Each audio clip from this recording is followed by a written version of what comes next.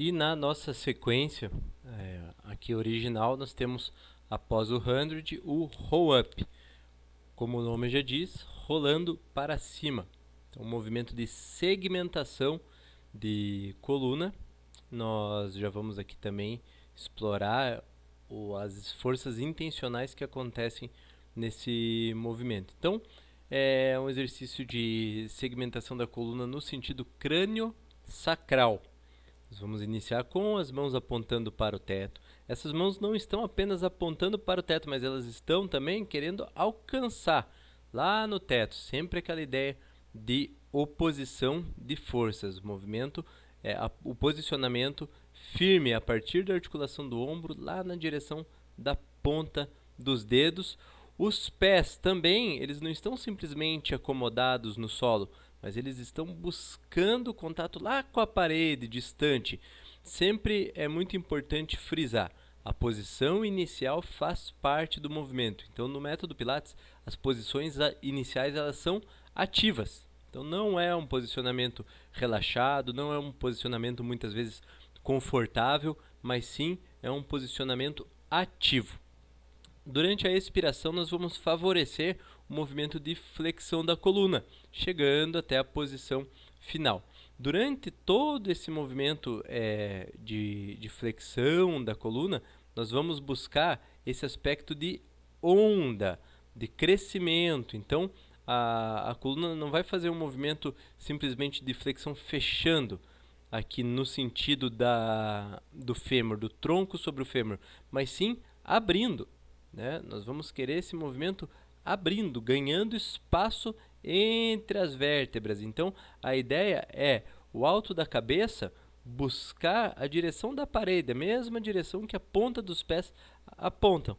Então, nós temos sempre essas forças acontecendo durante o movimento. Não é simplesmente uma flexão de tronco, mas é um ganho de espaço associado ao movimento, um ganho de espaço dinâmico associado ao movimento. Para isso, nós vamos precisar manter uma ativação de centro constante, ou seja, o umbigo vai lá para dentro, nos ajudando a ter esse aspecto de expansão, de crescimento na região torácica, na região lombar, e é importantíssimo que o movimento aconteça de uma forma segmentada. Então, uma vértebra após a outra para subir e uma vértebra após a outra também para descer, tocando o solo uma vértebra após a outra até chegarmos novamente na posição inicial.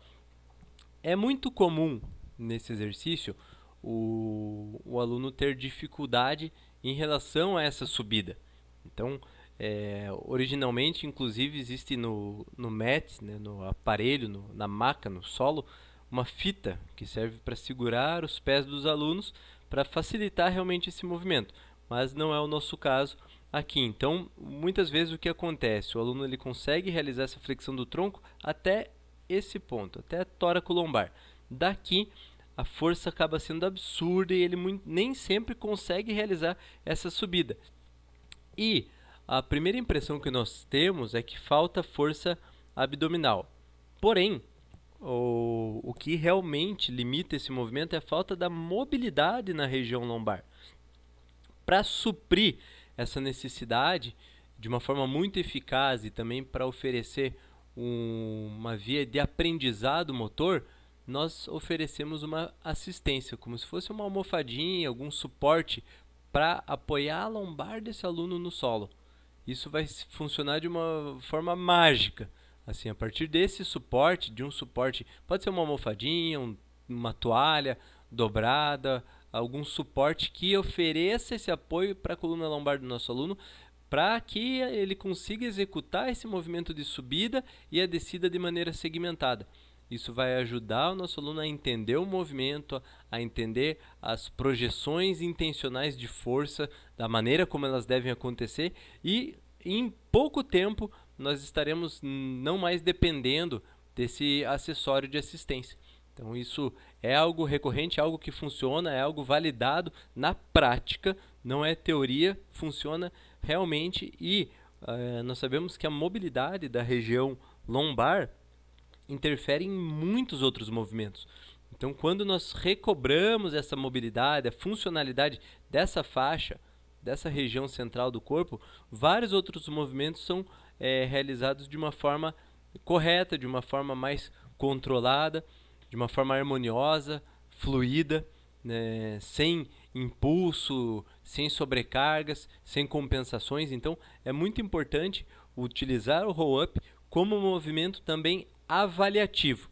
Então, recapitulando, forças ativas no quadril, querendo ganhar espaço com a ponta dos pés, na ponta dos dedos, as mãos querem alcançar na direção do teto durante a posição inicial.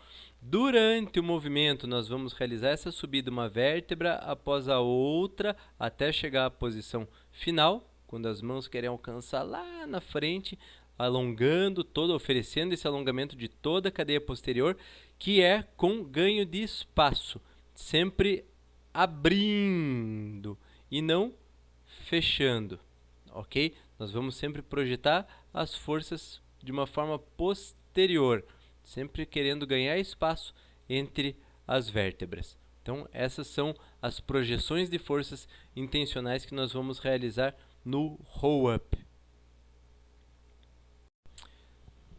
Lembrando que podemos sim oferecer assistência para os nossos alunos.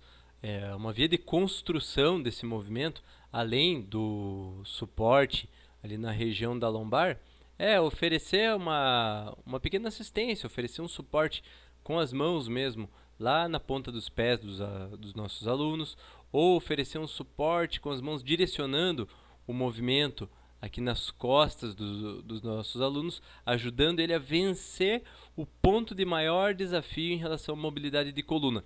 Então, são as vias de construção. Nós podemos nos posicionar em pé também aqui nessa direção, ajudando o aluno a alcançar com as mãos lá nas nossas mãos, e dessa forma nós podemos puxar ele para a posição final, oferecendo sempre uma assistência exclusivamente naquilo que falta de força para o aluno. A gente não quer entrar no movimento de uma forma ativa, mas sim oferecendo uma assistência. Muitas vezes a mão do instrutor nem precisa fechar, você nem precisa segurar a mão do seu aluno, mas só de oferecer uma assistência nessa região superior das mãos, nós já conseguimos direcionar o aluno para o movimento. Então essas são algumas vias de construção do roll-up.